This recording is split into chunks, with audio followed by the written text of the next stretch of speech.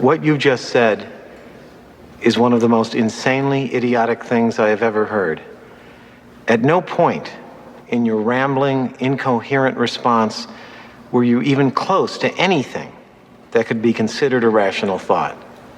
Everyone in this room is now dumber for having listened to it. I award you no points, and may God have mercy on your soul. The next handful of minutes, believe it or not, are brought to you by Grapplex. Grapplex, it won't come undone. Or it will. Whatever sexier.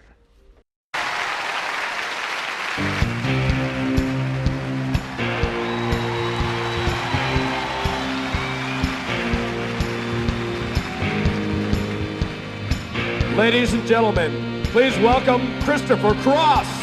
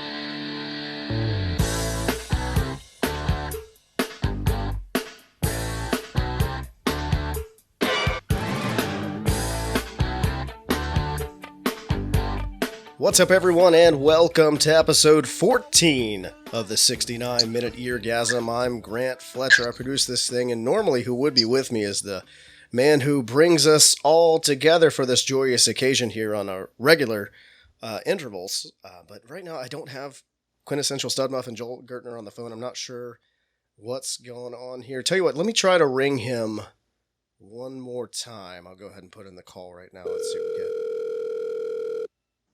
Okay, it's ringing. If we're gonna get him or not. We'll see. Hello. Go for Gertner. Joel, are you there?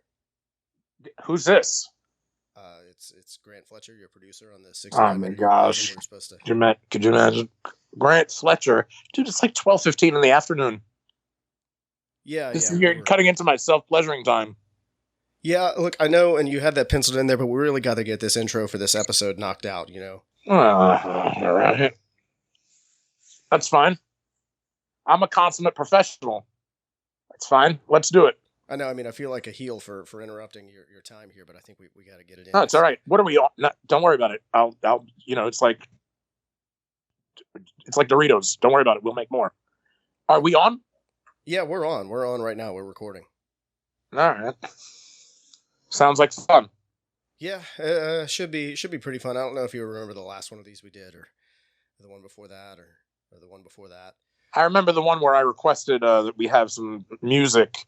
I'm not going to do that to you today because I know sometimes you're a little bit adverse to labor, but yeah, we had some music. I remember these. We do these, and we talk about different things like YouTube, Patreon. You know, we had Buggsy McGraw on this week. Yeah. I was just kind of thinking about that too, man. A staple of the territory days, Buggsy McGraw. Oh my gosh, dude! You're gonna want to run out and get his book after you hear the interview. It's unbelievable. It's interviews all over the place. Buggsy was all over the place. Buggsy lived that life, man. Buggsy was just a real journeyman's journeyman, and just wherever it was good, he got up and went to, and he wanted to travel, and he wanted to see the world, and he wanted to spread Buggsy McGraw all over the place. And man, he mission accomplished, because you'll hear the interview doesn't do it. The book probably doesn't do his career and life justice, but the book's unbelievable. But the interview is going to give you a real sneak peek, a real preview and taste into the life and times of Buggsy McGraw while he was on the road in professional wrestling. Yeah, I mean, really, I always enjoy listening to accounts from guys like Buggsy McGraw, guys who worked under that territory system way back in the day, tell stories and spin stories one time. Actually, if I could divert, there's one time where I was at Wildcat Sports show down in New Orleans that Tracy Smothers was on, and I was talking to him after the show, and he was saying something like, yeah, I'm real familiar with this area from when I worked for Bill Watts. And I was like, oh shit, he's about to drop some wrestling history on me. I'm gonna do some cool stuff. And then he just stopped talking. He was just done at that point in time. But not like, he wasn't like brushing me off. He was just like, that's it. That's all I had to say. Yeah, that's Tracy. He's the man. Yeah, he is the man. Everybody's gonna die. You know, I'll say this, man. That man bumps his ass off still to this day. Yeah. You know, you wouldn't expect him to, but he does, man. He's if you ever get a chance to see Tracy Smothers in the ring, you should. But we've talked about Tracy Smothers enough. We got Buggsy McGraw on this week, and it's a great Buggsy McGraw, dude, interview. It's really, really awesome. And if you haven't checked him out, I encourage you to look him up on YouTube and try to find some of his matches, some of his promos too. I think you should check out as well. Yeah, absolutely. I mean, he had this kind of deep, philosophical, long, winding kind of. He had been the territory that he was residing at previously to going to the Worldwide Wrestling Federation, now WWE, was San Francisco, and he talks about that in the interview. So when he was in the WWF, he was billed as being from the Bay Area, San Francisco, and he's just really like, he had his own unique kind of vibe. I don't know, like maybe part Moondog, which if you've listened to the podcast and these intros, you know we love the Moondogs, but a lot more sense than a Moondog, and a lot, like I say, a little bit of Moondog, like maybe 5%, but then also a lot like superstar Billy Graham, and just kind of like a West Coast vibe, a great talker. You can't really say it was this or it was that. You just have to, if you can find either on WWE Network or on YouTube, if you can find any Buggsy McGraw promos, definitely listen to and study those, because he was a master and he was a natural. Yeah, definitely very awesome. And we're going to get to that very shortly, but I feel like I would be remiss if we went into this without any of our plugs. Oh, you're not plugged in? What, then why'd you call me at 12:15? I know. If there's no plugs in it, then I could have been self-pleasuring myself for 14 minutes now. You're right. Yeah, you're right. I could have gotten all that in there before I placed the call. And, well, I just feel like... what kind of plugs? I'm kidding. You talking about like YouTube and stuff like that? Yeah. Let me tell you something about the YouTube. The YouTube's firing on all cylinders right now. We're cooking with coconut oil on the YouTube. We have 336 subscribers. I've been told, not to sound like Donald Trump or anything like that, but I've been told that's about the 5th most subscribers you could ever have, unless you really wanted to just throw the rest of your life away and say, hey, I'm a YouTuber. I'm PewDiePie. I want that kind of heat. I don't want to do podcasts even anymore. I don't want to live in America. I want to live like, what's the guy's name? Julian Assange in an embassy in a country that people can't offhandedly remember, like Iceland, Sweden, Norway. And I just want to give up, and I just want to do YouTube all day, every day. It's the Brooklyn way.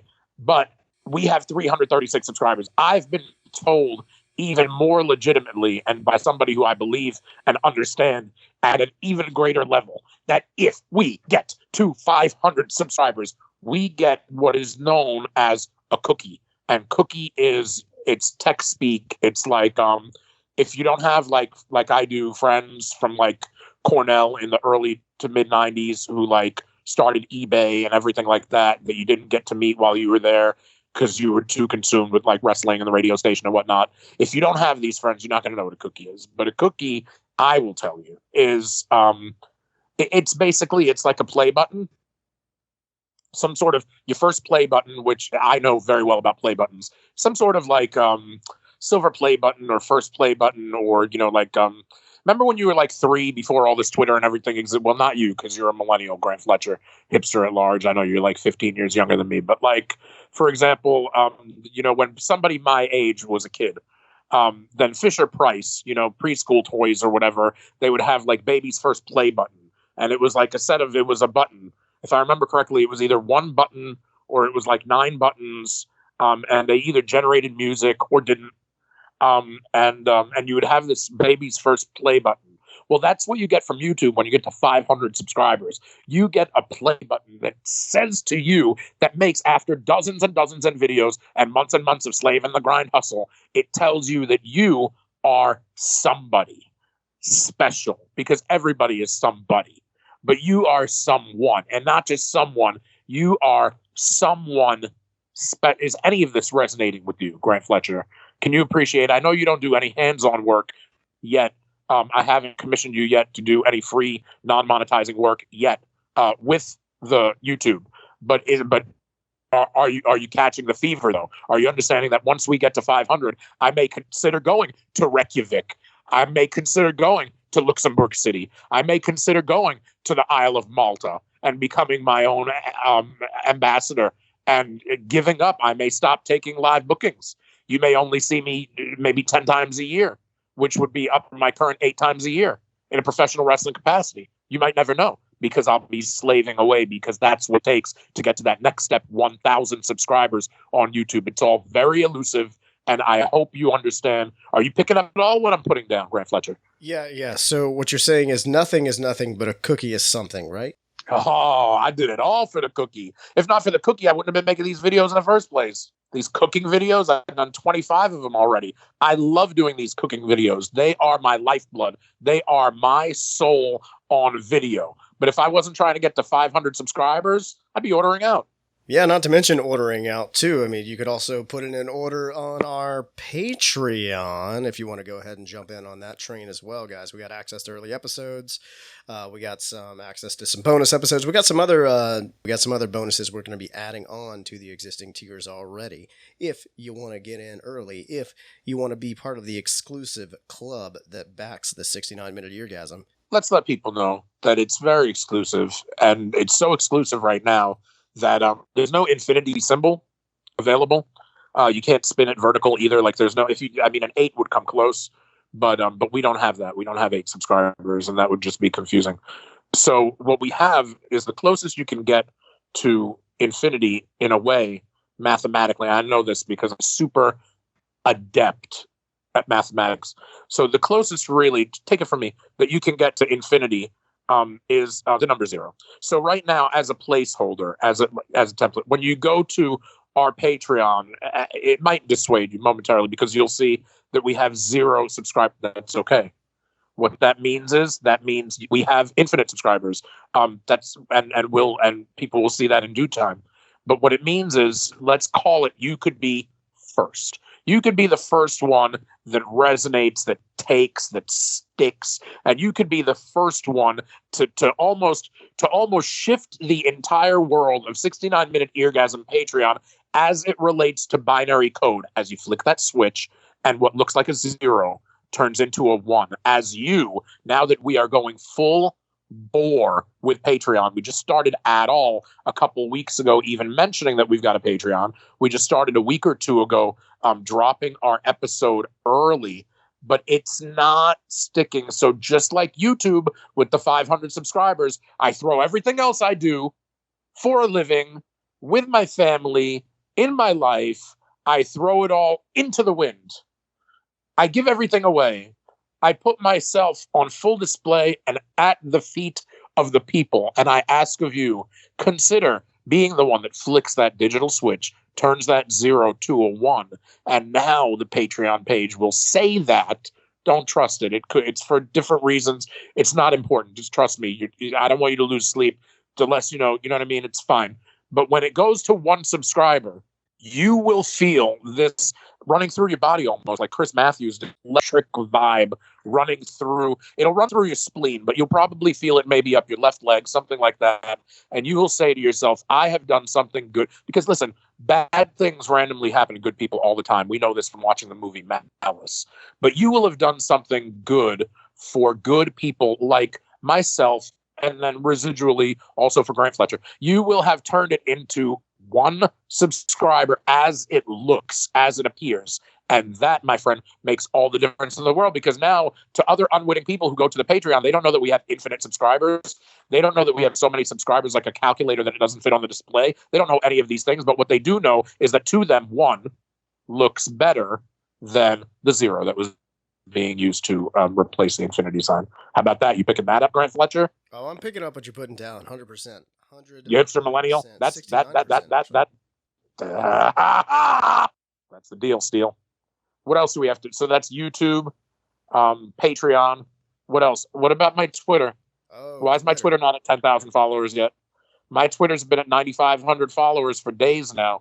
Why is my Twitter not at 10,000 followers yet? They say the last 500 of the 10,000 are the easiest. Don't you people realize that Grant Fletcher has no case for getting to 500 followers until your boy gets to 10,000 followers? I mean, come on. This should be obvious by now. Get me there, and I will. Once I feed. Look, when you're on the airplane, right? What do they say? They say, don't help your baby until you put the mask over your own face first. They literally say this on the airplane. You have to have the oxygen running through your veins. Not to sound like the Ultimate Warrior. You have to have it pumping through your veins before you can help the rest of society.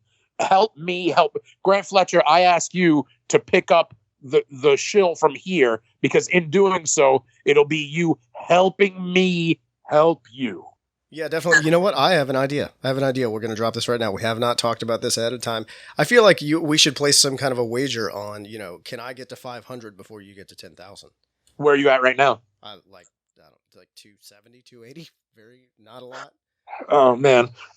Yeah, I don't folks. have a brand. I'm nobody. I'm just. No, you're no. You're not a nobody. You're my producer. Listen, everybody. All right, follow us both. If you only follow Grant, I mean, I really wouldn't want you on the. I mean, I don't know that you're a quality follower. I like to keep it somewhat exclusive, and I like to always say that I've got only the best people following me. But if you follow Grant and don't yet follow me, okay, fine, just follow me. And if you follow me and you don't follow Grant yet, well, listen, caveat emptor. You know what I mean? And if you don't speak Latin, fine, follow Grant. Whatever has to get done. But I should, if we're in this race, wait, are we placing a wager? If we're placing a wager, if you follow me and you don't follow Grant, don't follow Grant, because this is a wager to see. What are we betting? What are we betting on? That's the thing. We got to come up with. We'll come up with that with the intro on the next episode. We'll announce whatever we're betting on here. But you can follow Joel at StudMuffinSays on Twitter, or you can follow me at Grant L Fletcher, or you can do both if you really want. You can do both. I mean, you should. Let's say, or you can do. Listen, and you can do neither, but you should. You can do neither, but it's your life. You know what I mean? Yeah, it's your life. This is America, or Canada, or the UK, or Australia, or wherever you're listening from. We have, Do we play in Canada? Yeah, we get some play in Canada. I saw, we got some downloads over in Alberta, which the mark in me is hoping that actually is Lance Storm. Would that be Alberta? Yeah, right. I don't know if that's where he lives now, but that's an Eric Clapton song. Hipster millennial types of another generation, pre-hipsters listened to Eric Clapton. I don't know if you're at all familiar. You're down in the bayou, you listen to like Zydeco and all this nonsense. Like, I don't know what the hell you've got going on. But if you were at all familiar with Eric Clapton, then the Alberta reference, listen, man, you do you. Who am I to tell you? Whatever, I don't care. You're right. Zydeco is like the filler music of choice, like if you're in an area and they don't want just dead air, they just pump in the Zydeco. It's what they do. Yeah, man. You're at a crawfish boil, you're cooking up some mud bugs and some okra there. I would oh my gosh. Don't listen, man. Grant's from Baton Rouge. Don't kill me with all this. Like, I love New Orleans, I love Louisiana, and I love the food. So please don't bring it up. Like, I had to stop watching NCIS New Orleans because it was like an inside rib. They would mention a different like local food, it seemed, in every episode, to the point where like I would wait for it, and then when it happened, I would pop out of my boots for it, and it was awesome. And I love food, but I'm losing weight. I was about to say trying to lose weight, but trying is, if you intend to fail, you could say you're trying to lose weight, or if you're actually losing weight like I am, then you could say that you're losing weight. And I don't want to feel guilty for succeeding in life, so I won't. I'll just say I'm losing weight to the point where I'll start watching NCIS New Orleans again. I don't care. Nothing's going to stop me. Where are we at? What haven't we plugged yet? I don't know. Well, I mean, one thing I would say is that, you did mention the losing weight, and I will say, you are doing pretty well. You're looking pretty good. I haven't seen you in person, but I have seen you on the Instagram there. Thanks for noticing. I don't know. I think that's it. I think we've plugged. No, what about my Instagram, fan? Instagram, of course. How are you going to see pictures of me as I melt down to the floor? How are you going to see pictures of me? Listen, I'm 246 right now. How are you going to see pictures of me when I'm 164? I don't always put pictures on Twitter. So you got to follow my... Getting svelte. Yeah, go ahead. You know what I mean? Join the quintessential Stud Muffins journey to being just svelte on Instagram. Right? At Quintessential Stud Muffin on Instagram. Also, you can follow the show at 69 Minute Eargasm on Instagram as... Until I become an amateur bodybuilder, an amateur, I'm going to join the AM circuit and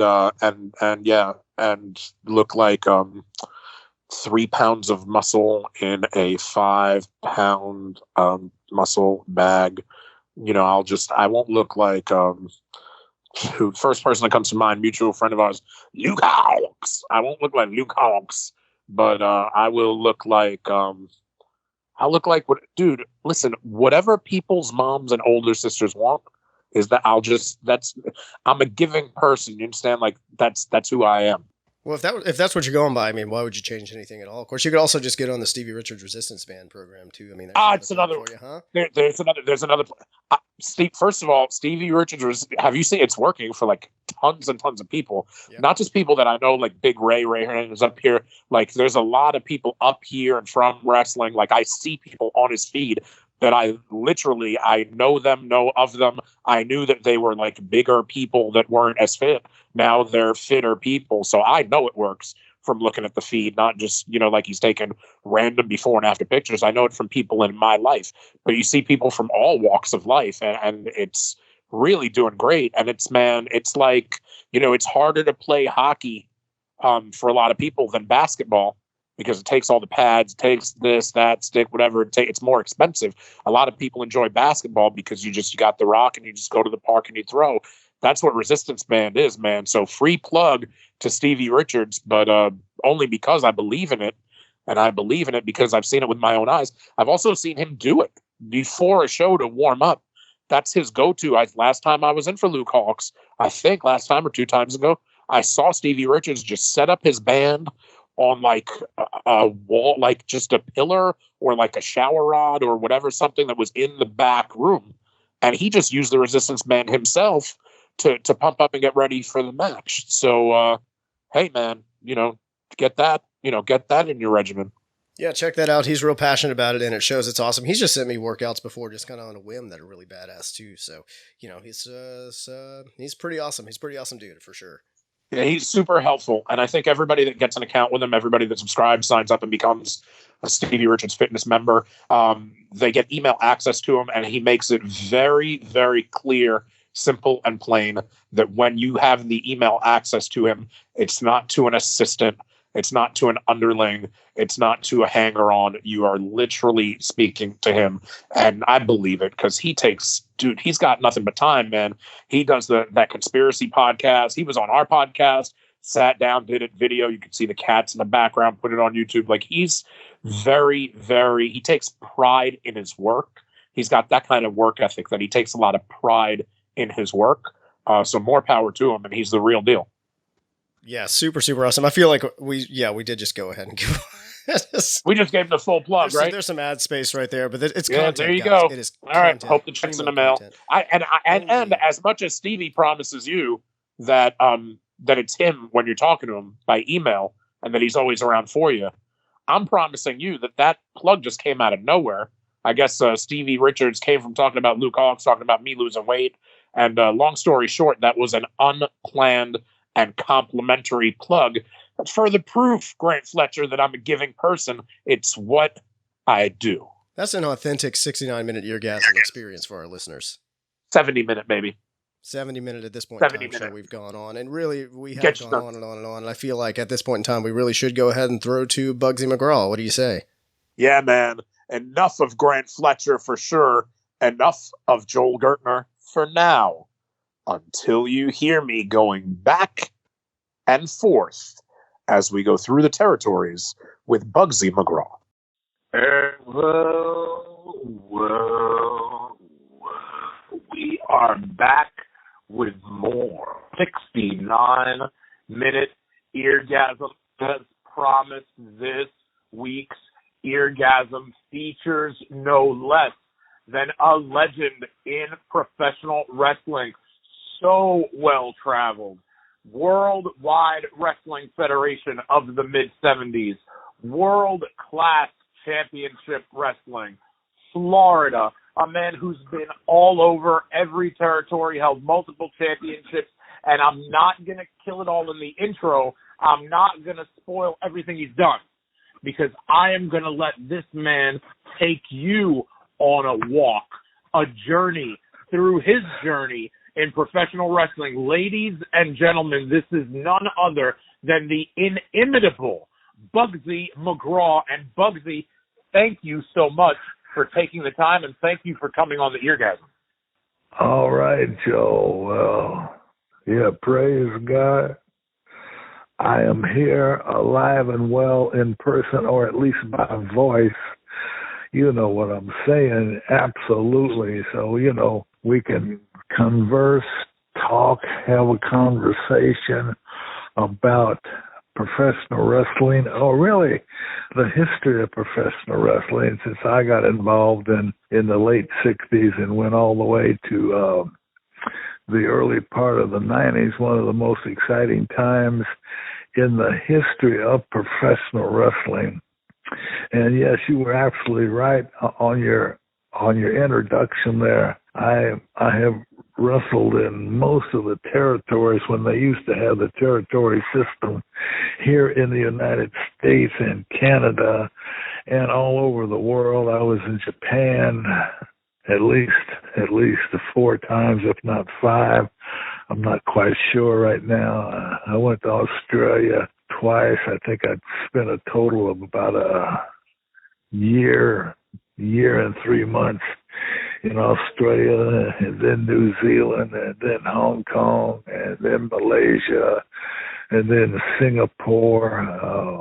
I've been down to, I've been in the Bahamas over 100 times. On and on and on, just like that. Yeah. So, I was able, I've been, like every territory, Georgia, like the Carolinas for Crockett. You go to Florida, you go to Texas for the Von Erichs. I was in Omaha, I think that was my third territory up there for Joe Tusick. I've just worked in a lot of places, and but usually, what would happen, I would end up in a place and I would be there for, like say about a year, or up to 2 years, or up to 3 years. When I went to Florida, I was there for about 3 years. So that's the type of thing. When I went overseas to Australia, I was there the first time. I was there for, I don't know, I think for about 6 or 7 months, and then the second time I went, I was there for roughly 10 months. Wow. On and on, so, when I went to a place, it was usually for a longer term, a longer stay, that type of thing. But I did, I went to Amarillo before. I went to, when I began up in Detroit with the Sheik, the original Sheik. His name was Eddie Farhat. But there was one of the true legends of professional wrestling, was the Sheik. That was back when I began back in the latter part of 1968. So that'd be 51 years ago, I guess. It's hard to believe, you're talking 51 years. It's hard to believe. It's hard to believe that I'm that old because I'm so pretty. But anyway. Yes, sir. I love that. Well, Buggsy, but let me ask you, look, every story has a beginning, right? And sometimes the beginning can be the most kind of, not the most interesting part, but the most mysterious part, the part that's with the most questions surrounding it, because everybody, it seems, a lot of the guys, even in the territory days, as varied as that was, and it almost sounds ironic to say it, but yet and still, a lot of people's journeys, they're not the same, but there are similarities. But where you find the most differences, I think, is people as people, personally, their beginnings, and how they grow up, how they might find wrestling. Do they come into wrestling as a super fan? Do they come in as a fan that was an athlete in another sport? They had an injury. Everybody's got a different kind of story. So I always preface with that, and when we dial it back and take it to the beginning. And I want to ask you, so I'm looking at some of your information. Can't always trust what you see on Wikipedia and what you see on the internet, but it says that based on your birthday, it says that you're that special kind of baby boomer. You're that special kind of post-war baby, because based on your birthday, seemingly you were conceived while the war was still going on, but you were born right after the war. You were born in late 45. So I guess what I want to ask... No, I was born in 44. Oh, wow. All right. Not a lot of people add the years. Okay, so 44 then. Okay, so you were born during the war. Okay, so you're a little kid in the 40s, and you're coming of age in the 50s. What kind of stuff are you into? Who is at that point in time? Who is, before becoming Buggsy McGraw, or any of the other gimmicks you had before getting into the business? Who is Mike Davis, and what kind of stuff are you into? Did you watch wrestling when it started on TV around that time, late 40s, early 50s, when TV started in the golden age? And just tell us a little bit about you as a kid. Well, there's several things I could talk about, really, about. And I want people to read the book. Make no mistake, and I'm not trying to make it sound like this is meant to be a supplement to the book, per se, nothing like that. You have a book out that's unbelievable, that I've heard nothing but good about from Kenny Casanova, all the people who have read it. I'm well aware of the book. A copy of it's on my way, and I'm going to read the book because I'm super interested as somebody who's been following you for whatever period of time I have. I'm curious about you and got a ton of interest in you. And that goes beyond doing this show. That I'm going to read the book for sure.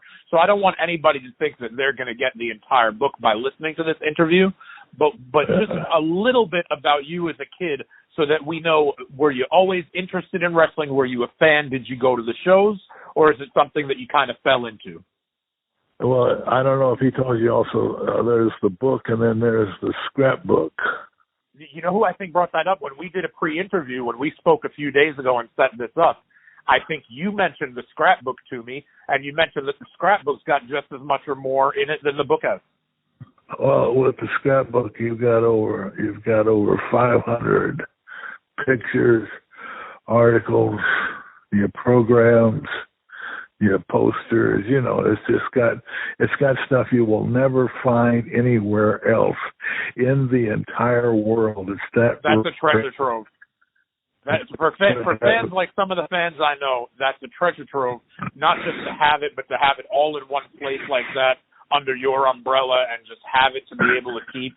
It really is a great thing because a lot of people, Buggsy, they ask me, what was it that was so special about the territory time? Tell me about, and ECW that I was in the 90s, some people referred to it, I think as an honorific, they referred to it as the last territory, but it wasn't really so much a territory. It doesn't, to say that you were in ECW is one thing, but it doesn't do justice, and you can't say that you worked within the territory system and the territory era because you were in ECW. But for you who went through it, people ask, tell me about the territories. Tell me about 60s, 70s, 80s wrestling. Have more guests like that on the Eargasm. And that's why having you on is such a privilege and such an honor because you're somebody that lived it. But I mean, without giving too much away, tell us a little bit about you as a kid and growing up. Let me just say a few things here. There's a few things. First, let me tell you about how wrestling, when I grew up in Indianapolis, Indiana, wrestling didn't become really, well, they had wrestling, you know what I mean? They had professional wrestling, but it didn't become really hot until they had it on the television. They didn't have it on the television there that I can recall until about 1958. And then when it came on the TV there, it was like unbelievably hot. I mean, they drew every night, every place, at the Coliseum. They went to all the small towns. They sold out. They always drew crowds.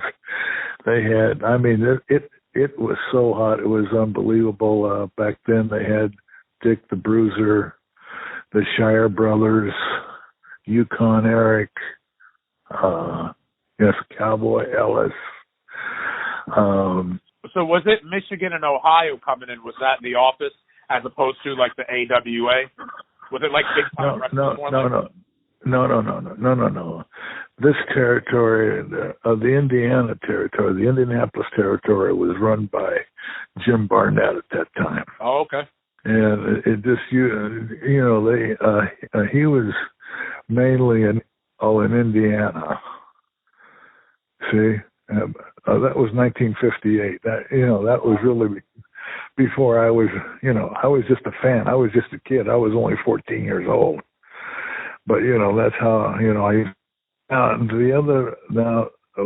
to add more fuel on the fire here, the second house over from us where, because I was really blessed. I yell in the name of Jesus Christ. I was really blessed. I had to grow up in a home where my mother and father, they watched over me. They did everything they could to help me. They were hardworking people. Not the kind of crap we have today. For the most part. Anyway, but the second house over, the family that lived there, the man used to be a professional fighter, and his name was Lou Thomas, and he used to be the sparring partner too, for Joe Louis. I'm sure you've heard of Joe Louis, I guess. Absolutely, no question. Yeah, the world's champion, and but he was a referee, and he had a younger son too, and that younger son and I, we used to hang out together, we used to play together, we knew each other for years. So he was being the referee, and when wrestling really hit on the TV, it was so unbelievably hot. I mean, it was like usually when you went anywhere, that's just about all what the whole conversation was about was, oh, did you see the matches on the TV? Oh, did you go here? Oh, did you see the Bruiser? Oh, it was just constant, So he would take us, every so often, he would take us with him, to these little towns where, the spot shows. And that was such a thrill. And that's where I got my interest, because, I would see the crowds. I would see, and you could see and you could really feel the excitement, you know what I mean? And it's like, wow. Yeah. And I would think at times, man, boy, this is exciting. This is good. I think I'd like to do this. And so, it ended up years later that, I did. But, and too, there was an achievement. Let me tell you this. When I went to college at Purdue University, my freshman year, I was 6'2" and 175. So when I graduated 4 years later, I'm 6'4" and 310. Wow. And, because I was working out, I wanted to gain weight, I wanted to look big, I wanted to be strong, because one of the things, I grew up in life as a kid, and I faced a speech impediment, mm-hmm. and that was my way of overcoming it. I wanted, because I really didn't know how to face the speech impediment head on. And, so I wanted to be larger and stronger, and I wanted to look good to compensate for that speech impediment. I always like you at your best when you're kind of like a bark at the moon kind of loony bin, aluminum hat wearing, philosophical, from the Bay Area of San Francisco. When you get to be Buggsy and show your face and speak, and when it's you on full blast, that's really how I've enjoyed you the most. But I know throughout your career, especially before that, in the earlier part of your career, and I don't know if this is because of the speech impediment. You can tell me why more than one promoter decided to do this, but you wrestled under a mask in multiple gimmicks. Can you talk about why you or promoters or collaboratively might have decided for you to be under a mask? And can you tell me, as a performer, do you prefer performing, I think I have a guess, but do you prefer performing without the mask or with it? What are the differences too? Well, for one thing, performing under the mask was very, very seldom. Okay. In my career, very seldom. I did that right at first when I began. I began wrestling professionally up in Detroit. For the promoter up there was the Sheik, the original Sheik. Yeah. And there was a man there that was, he was something. Like I had told you before one time when you called a few days ago to set this up. Now the original Sheik was a true legend. He was truly great, and so but he had the Detroit territory. This was 1968. Towards the end of 1968, and he had the Detroit territory, which included Michigan and Ohio, and that's what he promoted. When we went to Detroit, we wrestled at Yacobo Hall. Yeah. And so since I was young and green, because I was, when I began with the Sheik, because there was a wrestler that was working for the Sheik, but he was living in Indianapolis, Indiana. His name was Tom Jones. I don't know if you ever heard of him or not. But he was living in Indianapolis, and somehow, I can't even recall how I found him, but he helped to train me some. And then he took me up, to see the Sheik. Yeah, to see if I could get if I could start up there. And that's how I ended up in Detroit. And so the Sheik, so he gave me a chance, and so he put me under the hood because I didn't, I was green. Mm-hmm. And that's about, as far as I can recall, that's just the only other time I can recall using the mask was, back in the 80s, I was working for Crockett and the Booker, Dusty Rhodes. He had me under the mask for just a few weeks. But that's the only 2 times I was under the mask. And what do you feel is the biggest difference? Well, it's kind of like, for some people, I'm sure they might like it. I didn't really care for it because I'm doing it. When you're wearing a mask, you're going to cut down at least part of or some of your communication with the crowd because you can't see the expressions on your face, that type of thing. So that too, and then you usually had to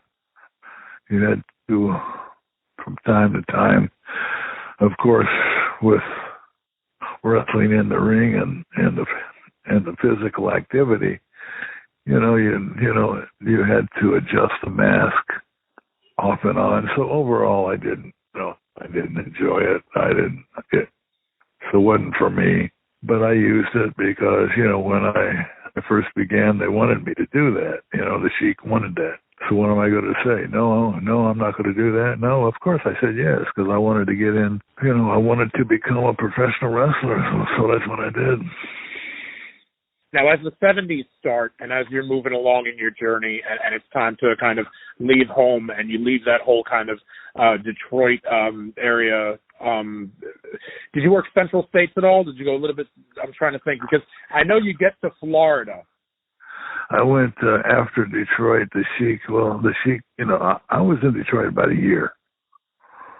Yeah. I had maybe just a little over a year. But, and then the Sheik, he says, well, you've been here a year. He said, I want to send you out and I want you, to see other places and I want you to learn more. And then he said, I want to bring you back and I want to use you on top and, all of that. And so I said, okay. So he sent me to Calgary for Stu Hart. And that was the winter of 1969, and I drove to Calgary, and that was the worst winter they had in roughly 40 years.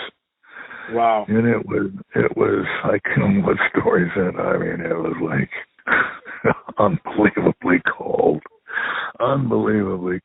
and just all kinds of things happened to me in my car and everything else, which you can read in the book too. And the trips there for Stu Hart were really, really long. Long trips, short pay, on and on.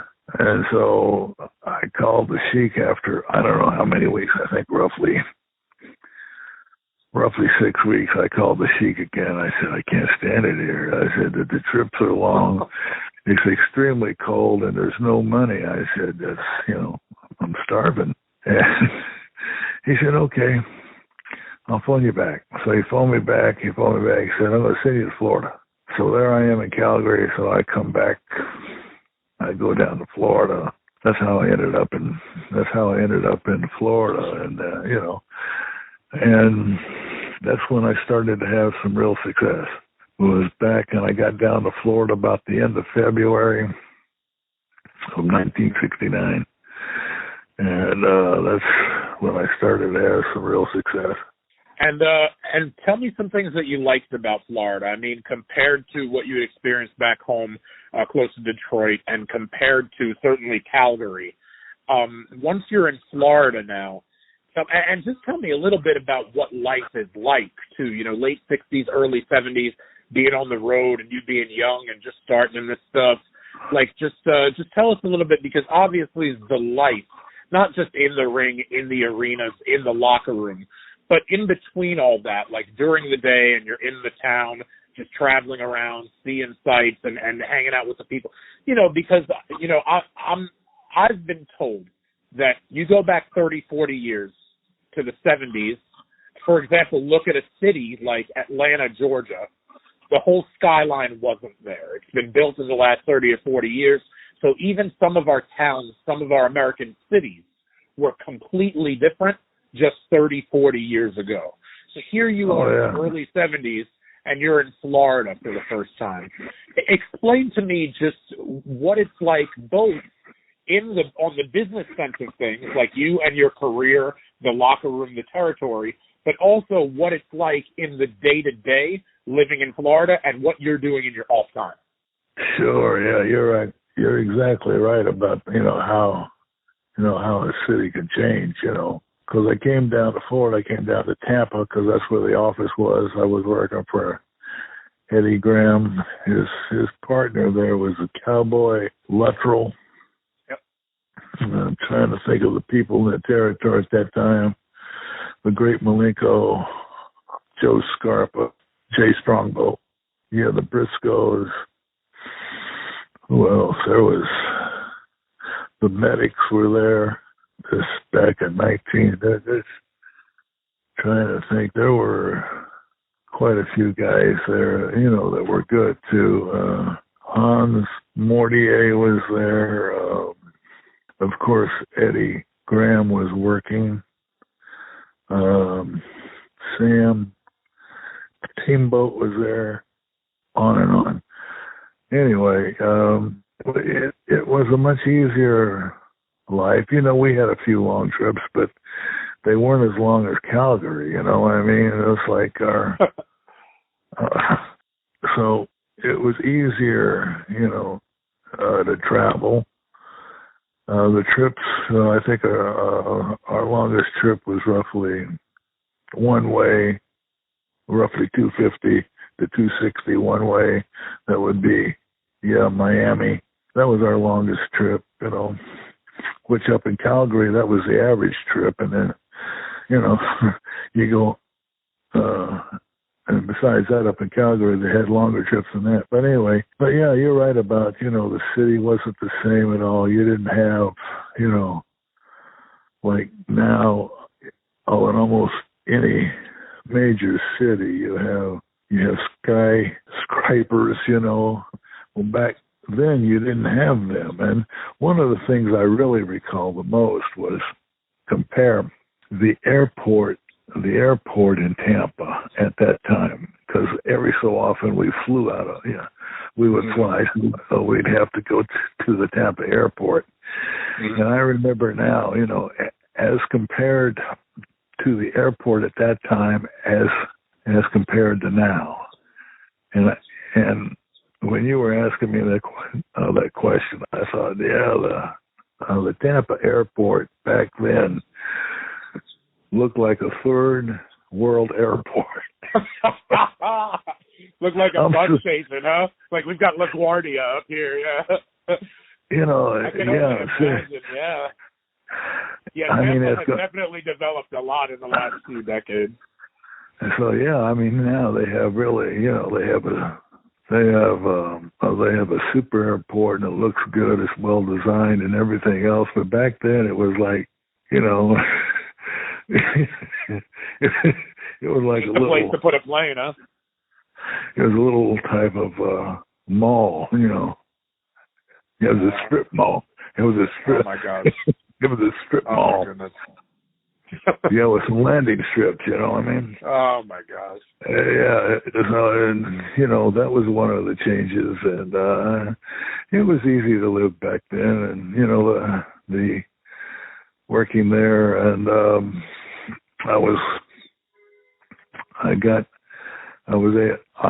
I got a break there. I was working with Malenko, and then I switched. All I did was switch on Malenko, and that worked well. So, you know, everything was really, really working out there. Who are your friends in Florida before you leave in the middle of the decade? So in your first few years, before you test the waters and you go to the WWWF, in your early 70s, in your mid-70s, who are some of your friends? I mean, are you hanging out with the boys mornings and afternoons, kind of in between the shows? Do you have an apartment? Is it in Tampa? Or are you kind of, I mean, I don't want to go too much, you know, again, everybody knows that this is, when you go on a podcast and you've got a book out, that obviously you're promoting the book, and everyone just knows that that's the nature of the beast. But again, I don't mean to prostitute the book or overshill the book. I'm not trying to do that. The book's unbelievable. I've heard as much. I can't wait to read it. And I don't want you to divulge anything that's in the book. But having said that, tell us a little bit about life before you go to Vince, in between shows in Florida. Who are your friends? Are you hanging out with the boys? What's kind of going on? Well, that's, you know, there's a lot involved there. There's actually a whole lot involved there. But just let me say about the book. The book is called Brute Power, and it's over 300 pages. It has about 50 to 60 photographs in there. Which the thing with the book, you're going to see the history. You're going to see some real history of professional wrestling from the late 60s all the way through the early 90s. You know, this was like the most exciting time in professional wrestling.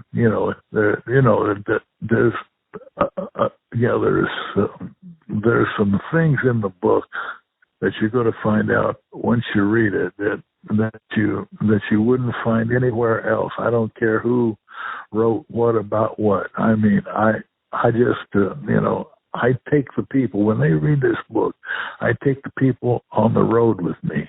They're going to be right beside me in the car on the road. They're going to be all in the ring. They're going to be outside the ring when we have riots. They're going to be on that airplane with me when I'm traveling overseas at Japan. They're going to be with me when I'm in New York wrestling Bruno Sammartino at the Garden with a sold-out crowd.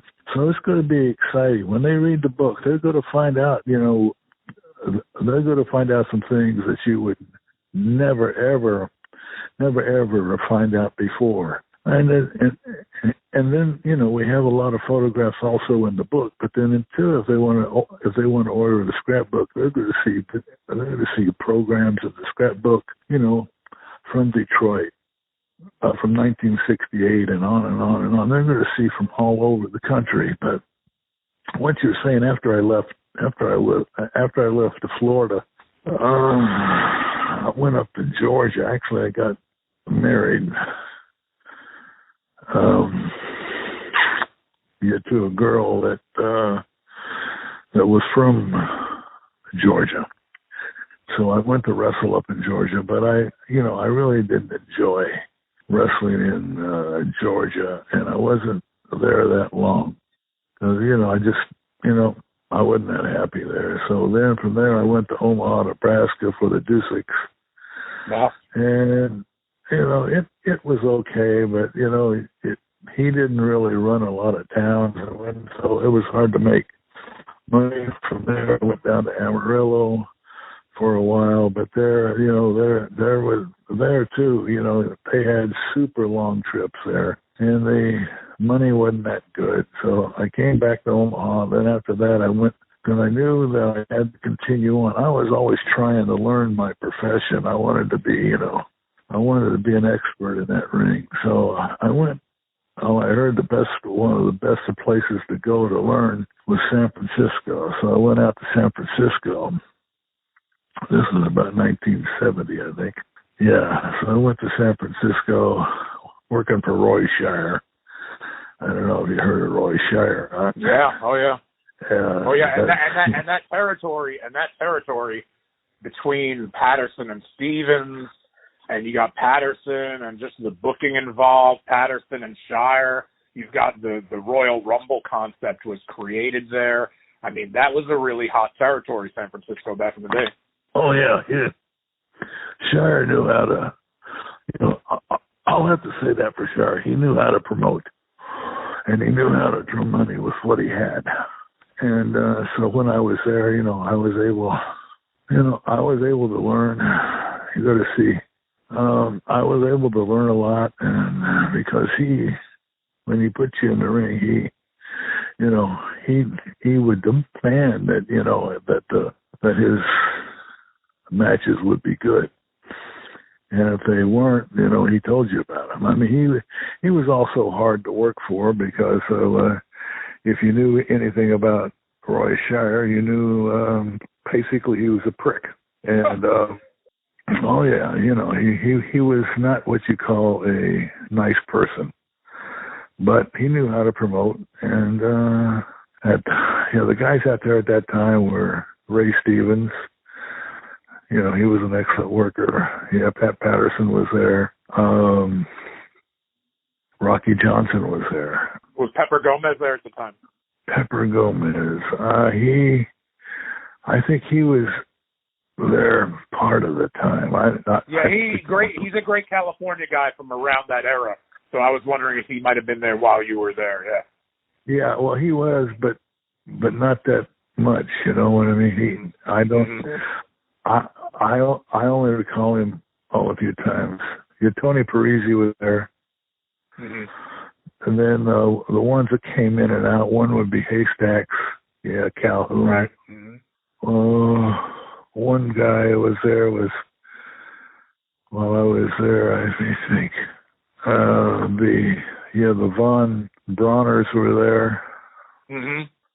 Trying to think of the other guys, but the main crew that was always there. One would be Pat Patterson. And then the mainstay of the territory was Ray Stevens. Right. He was the one that he never left, I mean, he was always he would be like this, Ray Stevens was the San Francisco, like Bruno was to New York. Sure. Maybe Bruno, maybe mixed with a little bit of Ric Flair, like that town's Ric Flair. But yeah, I totally understand what you're saying. I can see it, yeah. Yeah, so I was there, and then I was there, I think, roughly 9 months. But I will say for Shire, when he sent me overseas to Australia, which I was there the first time, I think, for roughly 7-8 months. And, that was, I mean, that's another story there. And then after that, he got me in Japan. And then I came back and went to Oregon. But, and then from Oregon, I went to Vancouver. I was in Oregon for maybe roughly 9 months there. And then when I went to Vancouver, I was there for 2 years. And then after Vancouver, I went to New York. But, there's a lot, there's a lot of things that happened after I left to San Francisco. Yeah. Which you can see in the book. You're going to read about some things you would never, ever, ever, ever know. Oh yeah, this just a lot of stuff was going on, man. Yeah. I can only imagine, because this is just one interview, an hour or so, whatever it is, a little bit less, a little bit more. But, already, this is nothing like an entire book. When you get the book and the scrapbook, everything put together, the visual and the text, I mean, the interview's one thing. I'm blessed to have you on. I appreciate you doing the interview. But even if we wanted to, we would never cover everything in an interview like this. And like I say, you're very mysterious, Buggsy McGraw, sir, in the sense that, like, your Wikipedia page for your personal life, it's a good thing that you finally opened up, put a book out there, let people know a little bit about your life and times, because if you try to chase it down on the internet, you're going to spend all day, and as you can see, you're not going to get it right anyway. Like, look, your birth year on your Wikipedia isn't even correct, so there are definite holes and gaps, and that's why I think myself, and I think any fan that does themselves a favor of getting this book, they're going to see that they really have done themselves a service in learning about you, the territories, and almost every one, because it seemed like you hit almost every branch on the way down. 70s wrestling, whatever you want to learn about, whatever you want to see from Scrapbook is in your book. So, but thank you again for opening up, because, a lot of your life and your times, a lot of your wrestling career, a lot of it up until now has really been one way or another, whether you wanted it this way or not, whether it was by design, it's really been shrouded in mystery. Tell us a little bit about your WWF time. Again, the book's out there, so it's only going to be just a little bit because it's just a few minutes here on a podcast. But tell us a little bit about when you made it to New York, how long you stayed, why specifically you went there, and why you left. When we left off in the conversation, I had gone to San Francisco, and then I was there for about 9 months, and then Shire sent me on to Australia. Down there, I was working for Jim Barnett, because that was his. And then I was there for about roughly 7-8 months. And I came back. I was working a little bit in Hawaii, and I went to Japan. Came back from Japan. I went up to Oregon for about 9 months, and I went up to Vancouver for 2 years. I was the number one man in Vancouver. I got over really big. Just super, super big. There wasn't anyone that could even come close to me. And then from there, I went back. After I was in Vancouver for 2 years, I went down to San Francisco again, working for Shire. And from then, with Shire, at that time I was there with Lonnie Main. I don't know if you remember him or not. Moondog Main, yeah? Yeah. He was a real crazy. Oh, yeah, we did some crazy stuff together. Really crazy stuff. But it's in the book, too. We just, stuff you wouldn't believe, stuff that you go, really? Yeah, but anyway, Shire, he did not run a lot of towns. So, your money was limited, really. Like, you had about 2 or 3 places to draw money. One was San Francisco at the Cow Palace. So the other, you could go down to, you go to San Jose, but it was okay. But then you go down to Fresno, or you go to the other town, to Sacramento. And then about every 6 weeks, we went to like Reno, or we went to Las Vegas. And usually those were the towns that he would run, but he wouldn't run them all the time. Like you go to the Cow Palace in San Francisco, that's once a month. You go to Fresno once every 2 weeks. You go to San Jose, it was not consistent, about once a month.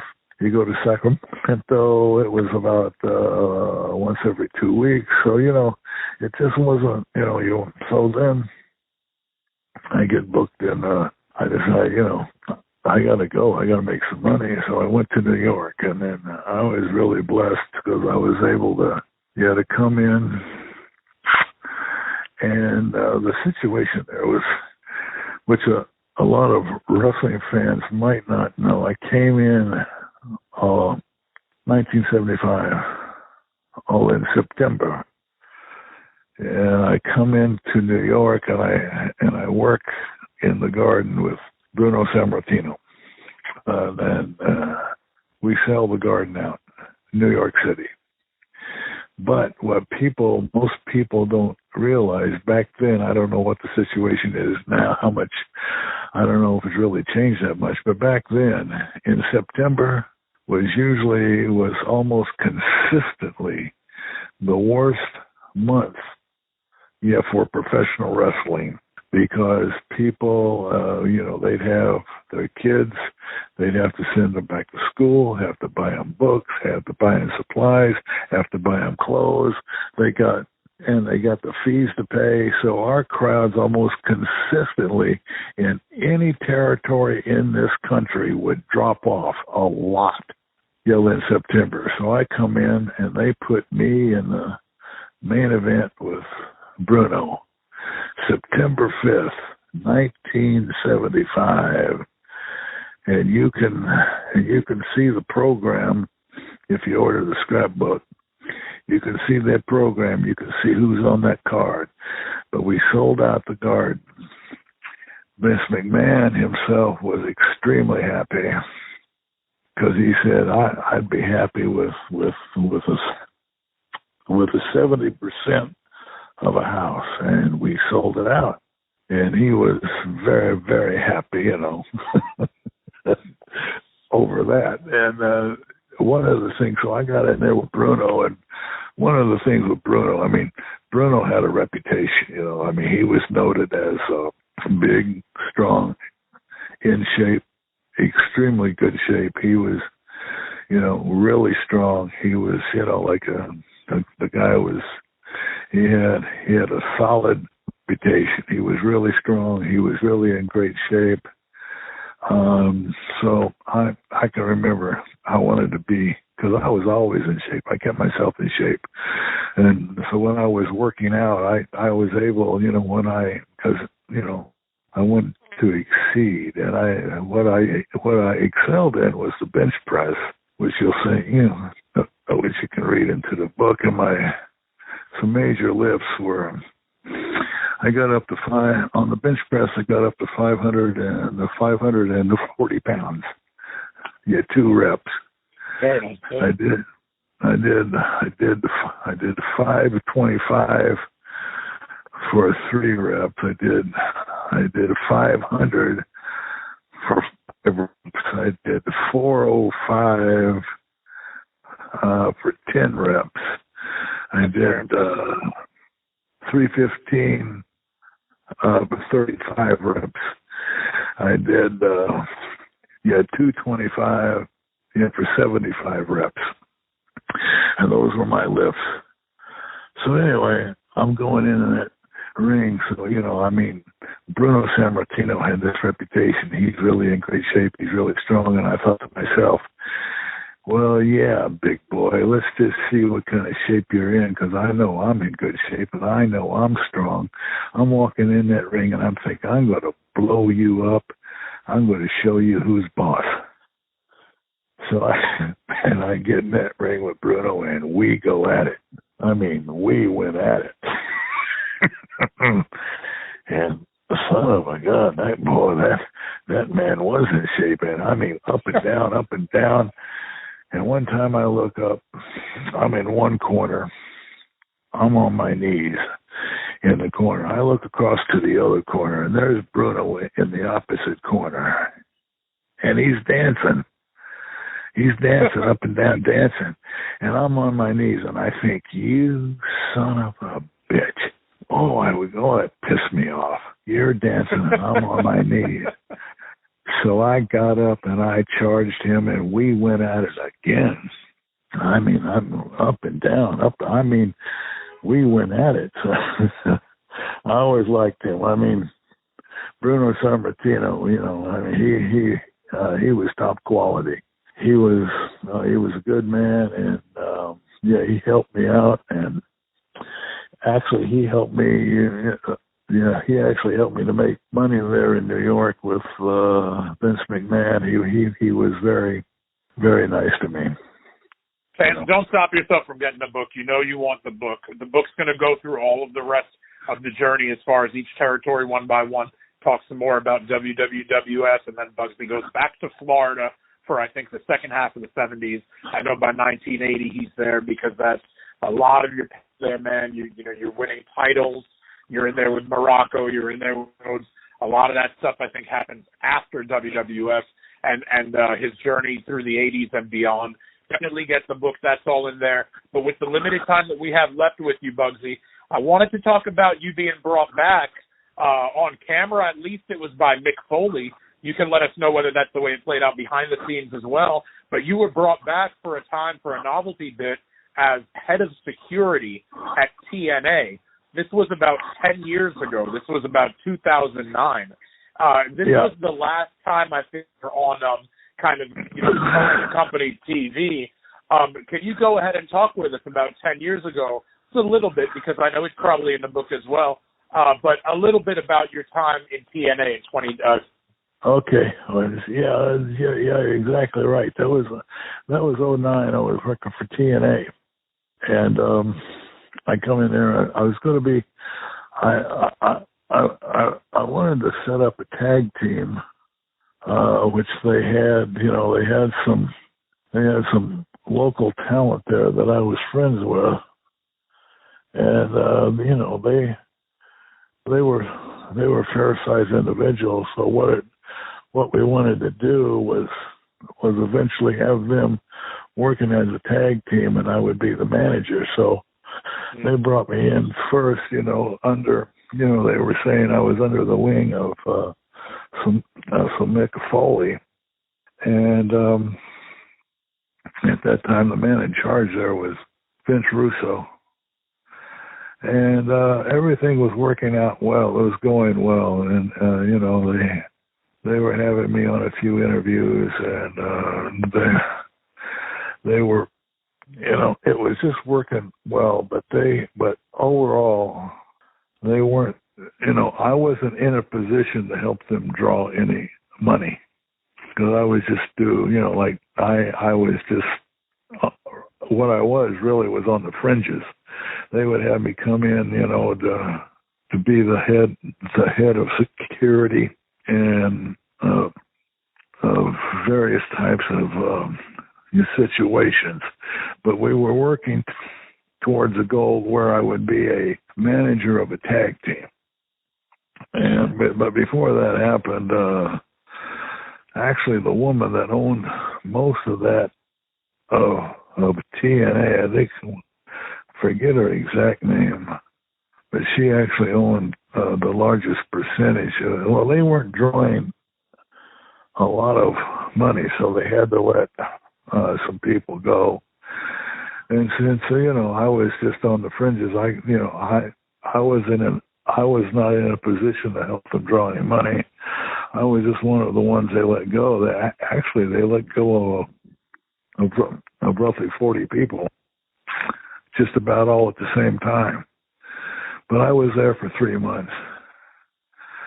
But I really enjoyed myself there, because I did a few interviews and a few walk-ons, but that was about it, because we were trying to build the situation up where I would eventually become a manager of a heel tag team. But that never happened, so that, because I was only there for 3 months. But overall, I'd have to say that I enjoyed it. That's very cool. And Buggsy, I just found out last night, because I'm going to be at Cauliflower Alley Club teaching alongside. We're going to do a seminar on character development. It's going to be going out to Cauliflower Alley Club. I'm looking forward to it so much. Lifelong dream. And I'm looking at, just trying to get some information for myself. And I see that, lo and behold, I'm going to be recording a podcast tomorrow with Buggsy McGraw. And who's going to be at Cauliflower Alley Club that I didn't realize is Buggsy McGraw. So tell us a little bit about your history with them. Have you been there before? Is it the kind of thing you make sure you go to every year? But tell us a little bit about you, the Cauliflower Alley Club, and you being there this year and what you're hoping to accomplish out there this year. Oh, yeah, I was only there one time back in the year 11. That was the only time I was ever out there. So this will be my second time when I'm out there. This time it's at the end of April, the 1st of May. Yeah, this will be my second time there at the Cauliflower Alley Club, and I think it's for 3 days. Actually, it's like on a Monday and Tuesday, Wednesday. Yeah, I think it'll be very interesting. I'll be out there. I'll have my photographs, and I'll have my books, and so whoever wants one, they can get one. There you go. Yeah, I mean that's the right that's the right demographic for it. That's exactly who's going to be reading this book, is true fans who want to learn what they don't already know, fans who want to see pictures of things they have learned about but never, true wrestling historians, lifelong and budding wrestling historians. If you're coming into the business, people, you're networking and you want to hear old stories and you want to learn from the best and the people who've already lived what you want to do, you come to a place like Cauliflower, meet somebody like Buggsy McGraw, and gosh darn it, you buy the book, not because we say so, not because this interview is the book, but on its own merits, because the unbelievable, and you will be better for having it. And Buggsy, I think Bruno Flower Alley Club and you going all the way across Vegas to support it and be there, I hope and I think unbiasedly that you are going to move a ton of these books and they are going to go into the hands of people who really, really are going to appreciate them. Tell us a little bit one last time. Every time we promote this episode, we're going to put up links and information so that people know how they can get the book. But for those listening here at the end of the interview, please tell us about the book and tell everybody listening how they can get their own copy. Well, it's good. Well, the book is called Brute Power. It's about 320 pages. It's going to have roughly over 50, over 50 photographs, of the programs, articles, pictures, throughout the history that I had in professional wrestling from about the end of 1968 through the early part of the 90s. But you have to realize this was the most exciting time in the history of professional wrestling. This is when a lot of things, happened that you may have never heard of. I mean, there was, there were a lot of territories, between, for instance, in the way of territories, when I was working, between the territories between the USA and Canada, there was roughly 20 territories. Now there's only one, Vince McMahon. If you want to make any money, the only one to work for is Vince McMahon. And the Vince McMahon that I am citing is the one we used to call Junior. We used to call him Junior all the time because I worked for Vince McMahon Sr., and we called him Vince McMahon. And Junior, we only saw him once every 3 weeks, and he did a few of the interviews. But I will have to say for him that he went on to become very successful. But that's just the type of thing that you'll find out about. But also, too, besides the book, if you want the scrapbook, you're going to get over 500 pictures of the articles and the photographs and the programs and the posters. I mean, you're going to see things you would never, ever, ever, that you wouldn't see before. So I think if you're interested in professional wrestling at all, and if you're interested in the true history of professional wrestling, these are the type of things that you should own. Absolutely, without question. Unbelievable, man. An unbelievable life, an unbelievable journey through professional wrestling. Really unbelievable. Every year or two, every few months, just really that territory lifestyle where it's completely different. I mean, I like listening and learning about it more than I like explaining how it was, because you're the right person to explain how it was because you lived it. I'm a student of it, but it gets me so excited to learn. I mean, listen, like you're saying, no disrespect to Vince McMahon. Like you said, you respect everything that he's doing, everything that he did for the business. But just chronologically, in the mid-'70s, around the time when I was born, like I relate so much. Like you're talking about, you came into New York in September of 75. So did I. I was born in Brooklyn in September of 75. You know what I mean? But I mean, yeah. You're talking, but like in the mid-'70s, here's Buggsy McGraw, about 30 years old, young man in his prime. Here's Vince McMahon, same, about 30 years old, hasn't seen his future greatness yet, time hasn't gone by yet. His dad still working in the promotion running things. His dad still the one that's being called Vince McMahon at the time while he's working under his dad. It's experiences like this.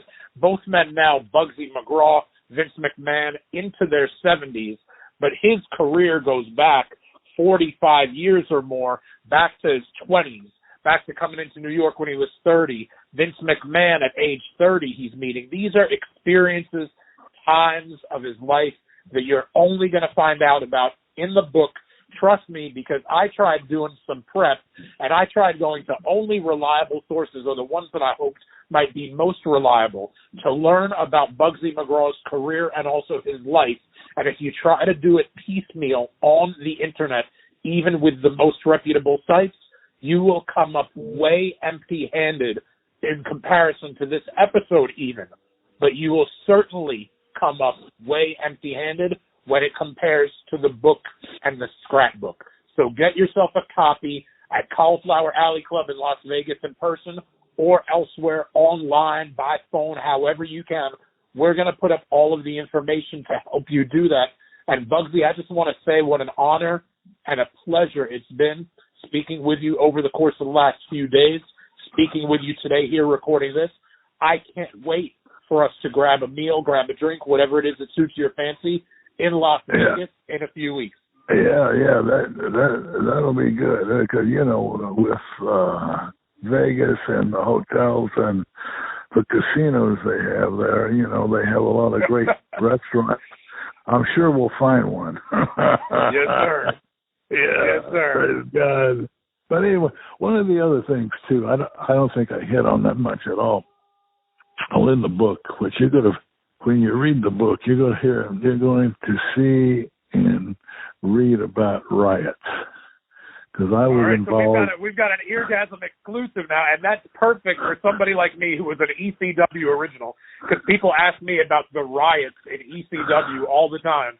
So here from Buggsy's mouth, this is a supplement. This is exclusive material about riots. Further from the book. But yeah, man, don't let me stop you. Go ahead. No, it's just the fact I was involved in a lot of riots, actually. I knew how to piss the people off. But when I say riots, I was involved in some major riots. I mean, where they were really trying to hurt us. I mean, they would have, if they got the chance, they would have killed us. Where riots where the police were called in, where the police officers were hurt and sent to the hospital, in towns throughout this country. When you get in a riot is what it will affect you one of two ways. It will exhilarate you, or you will become fearful. You either rise up and fight no matter what the odds are you're facing, or you get the hell out of there. Yeah. One or the other. And when they read this book, they're going to find out about a lot of riots, because they happen, and they can be, they can be very dangerous. But also, they bring the man out of you too. It's time to man up, and so you better. There was an urban legend. There was an urban legend, Buggsy. Maybe not even an urban legend. I'm sure it's true, but I mean, you hear it now and again. Especially, like I said, people ask me about the riots in ECW, and a couple of times when I've been talking about that with somebody, this has come up. That in specific, I don't know if it's specific to but the territory I hear it most brought up about was Bill Watts. If you got into a bar fight with one of the civilians in town, if one of the boys was drawn into a fight in a bar in Bill Watts' territory, and they got their ass handed to them, or if they lost the bar fight, they were expelled from the territory. It was like losing the loser leaves town match.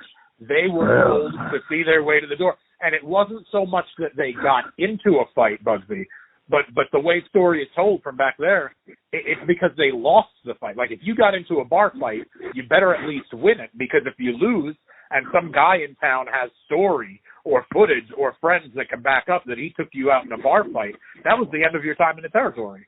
So I can understand what you're saying about how a riot could go either way. It could make you the stuff of legend, or it could kill your whole town. Well, when you brought that up, that's really interesting because that's exactly what happened to me in Florida. I got in a bar fight with two guys, and they were both big. One was roughly the same size I was. The other was about 6'6" and about 350. And I got in a fight with them, and yeah, we tore the bar up. And then later on, so Eddie Graham was the promoter, and he came to me. He said, "Will you fight this guy?" Because I said, "Yeah, I'll fight them both." I don't give a damn. But, you'll have to read that in the book, but it's a true story, Well, yeah, you're right. It's like, because, you can't afford, if you're working as a professional wrestler and especially if you're working on top, you can't afford to lose a bar fight. It hurts business, what I mean? Right. Yeah. No, yeah. But it's in the book where that same exact thing happened to me, and but I was really blessed. I mean, I was truly blessed in the name of Jesus Christ, because I knocked the one guy out, the other guy, I jerked out his eye, and but you'll read it in the book. Unbelievable. It's unbelievable, except that it's believable because it's fact. It is a nonfiction book, people. It is fact. And it's still going to be unbelievable. And I can't imagine what didn't make its way into the book. I can only imagine. But what I do know is that I'm glad that I'm getting to know you. And it's been a pleasure so far. And it's going to continue at Cauliflower Alley Club. And I hope as many of the fans get to know you either there in person, or if they can't get to see you in the next however many months, I hope that they at least put this book in their hand and get to know you in the sense that they get to learn more about you, live your life, see your struggles as you experience them, maybe even learn a life lesson, something that happened to you, so that it doesn't have to happen to them personally. Who knows, man? I can't wait to get the book so I know more about it, so I can put it over even more. But Buggsy, thank you so much. We can't wait to hear from you again in the future. I can't wait to see you at the end of April in Las Vegas and shake your hand. I can't wait to get a copy of the book. I can't wait till this starts airing in a week or so that more other people can get the book. And I just wanted to say thank you for taking a moment of your time this afternoon to record with us. Sure. And you're the greatest, man. I think they can order the book on Amazon, I believe. We're going to make it happen. I'm going to get all the links when we're off. I'm going to speak with Kenny Casanova, and I'm going to get all the logistics done. And we're going to try to get this thing in as many people who would appreciate its hands as possible, because there's a lot of people who need this book. They just don't know it's out there yet. They don't know how to get it. But this is the kind of book that they would definitely enjoy if they want to learn more about 70s wrestling in the territories. Well, yeah, like I can honestly say with all sincerity, all truth, if you have any interest at all in professional wrestling, this is something that you would want to own. I mean, this book, and so maybe even the scrapbook too, because you're going to learn things that no one else has ever presented in their books. This is the era, of the territories. You're going to learn. I mean, this was actually, in all reality, the most exciting time in the history of professional wrestling. You go from the late 60s all the way through the early 90s. And there's just a lot of things that happen that you wouldn't know about up until the time you read this book. So if you have any interest at all in professional wrestling, this is a book that you would want to have. It's called Brute Power. I want to thank you, Joe, for your time and your interest, and I will see you in Las Vegas. Yes, sir. I can't wait. That's going to be a blast. That's going to be a whole lot of fun, and I think you'll see to that. You seem like the kind of person that you'll see to that the fun's happening. Some of the time, I'm that guy. I'm the guy that it'll be fun because I'll, just cut up whatever. But I can't wait to just fucking lay back and be at the mercy of the brute power of just the sheer charisma of Buggsy McGraw. I cannot wait. Thank you a lot, man. I appreciate it. You get a shiver in the dark, it's raining in the park, but meantime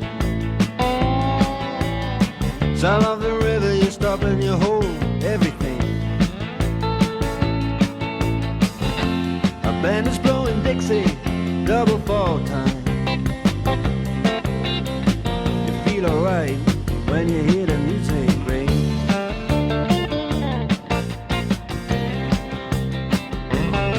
Well, now you step inside, but you don't see too many faces. Coming in out of the rain, they hear the jazz go down. Competition in other places. But the horns, they blowing that sound. Way on down south. Way on down south, London town.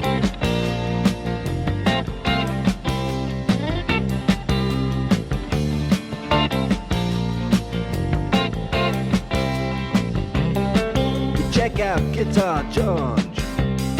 He knows all the chords. But it's strictly rhythm, he doesn't want to make it cry or sing. If any old guitar is all he can afford, when he gets up under the lights to play his thing.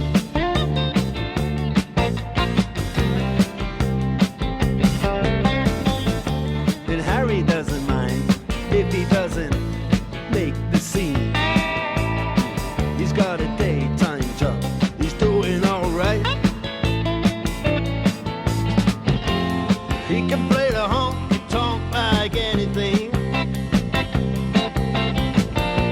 saving it up Friday night with the Sultans, with the Sultans of Swing.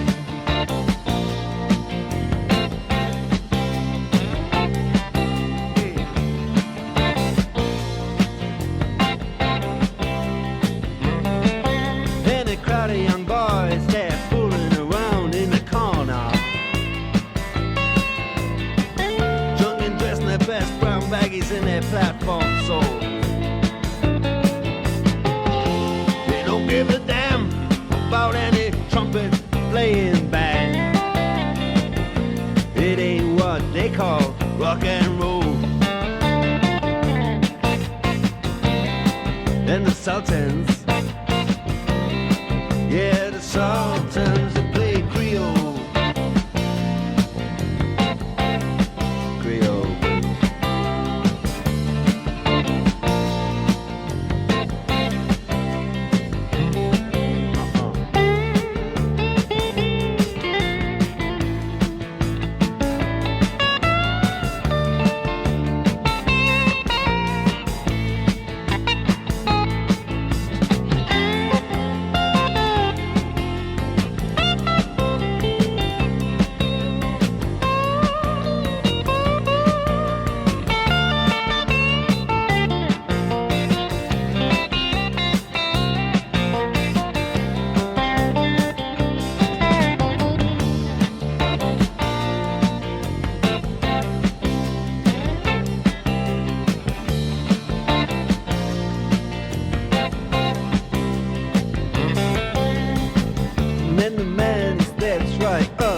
Microphone.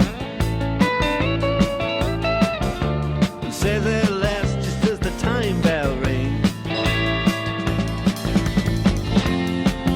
Good night, now it's time to go home. Then he makes it fast with one more thing. We are the Sultans. We are the Sultans.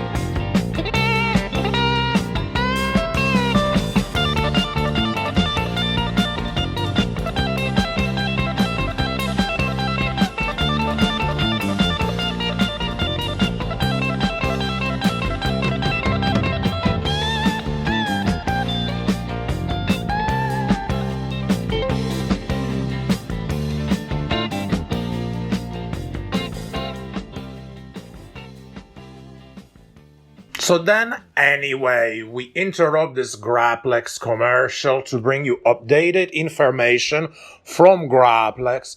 Hi, I'm Ray Dacron and not Joel Gertner pretending to be me to save money. You might know my stepsister Polly and my sister Esther. You might have seen Polly and Esther together. Ever since they first picked up the scissors, Grapplex has been our passion.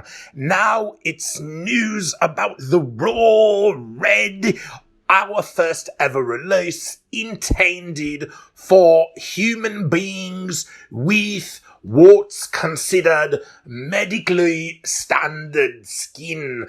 It is soon to be available for consumption and purchase from the kind folks at the 69-minute orgasm and then the actual world in lots of real places that prove you can have nice things.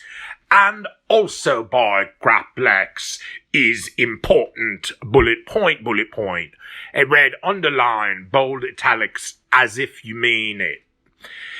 And it's a space-age polymer of cotton ripped from the finest hotels' cotton swabs, and just to make you feel like you're in bed under the covers with the air conditioner on like 66 all day. So it won't shed or self-destruct or disintegrate at all. That means it's down to get the friction on and certified DFT, that feel though. We'd also like to thank Jim over at Jamoke NYC in their corporate headquarters 100 or so miles away only from Midtown for his help with the copy for this ad. We now return you to Real Housewives, the 69-minute orgasm already causing carnal convulsions. And thank you. And buy the shirt after you can find it. So look for it. Thank you.